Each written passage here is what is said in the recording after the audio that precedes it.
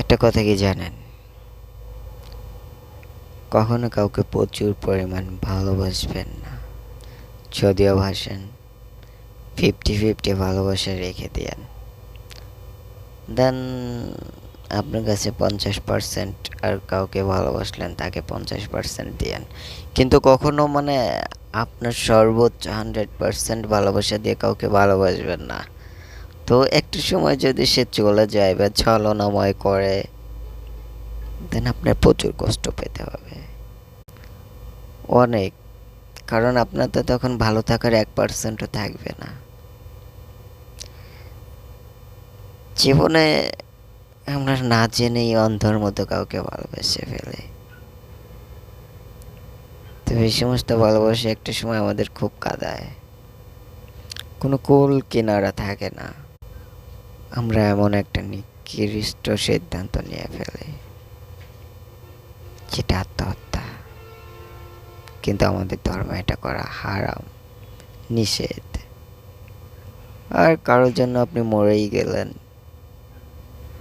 দেন সে তো পৃথিবীতে বেঁচে থাকবে, সে বিয়ে করবে, সেদিন ছেলে মেয়ে হবে, সংসার হবে, আনন্দ ফুর্তি, ইবাদত করবে। দেন আপনার কি হলো? আত্মহত্যা করলেন, যেটা আপনার জন্য হারাম। আর আপনার সারা জীবন এভাবেই কাটতে হবে, সারা জীবন এভাবে আযাব নিয়ে মানে মরণ যে হলো, সারা জীবন অভিশাপ নিয়ে থাকতে হবে। যেন এমন কোনো কাজ করবেন না, এমন কোনো সিদ্ধান্ত নেবেন না যেটা আপনাকে ধ্বংস করে দেয়। ধ্বংস থেকে উঠে আসুন, নিজেকে পরিবর্তন করুন। নিজেকে এমন ভয়ঙ্কর পরিবর্তন করবেন যাতে আপনাকে একটা মানুষ না, আপনাকে যাতে লাখ লাখ কোটি মানুষ চায়। এমনভাবে পরিবর্তন হবেন যাতে আপনাকে সবাই চায়। কথাগুলো অনেক দিতে হলেও একটু বাস্তবায়ন হতে পারে যদি আপনি মানেন। এমনভাবে বলবো না যে আপনি ভালোবাসেন না। হ্যাঁ, বাসবেন, তো কিছু সংখ্যক ভালো থাকার জন্য আপনার কাছে ভালো লাগাগুলো রেখে দেবেন।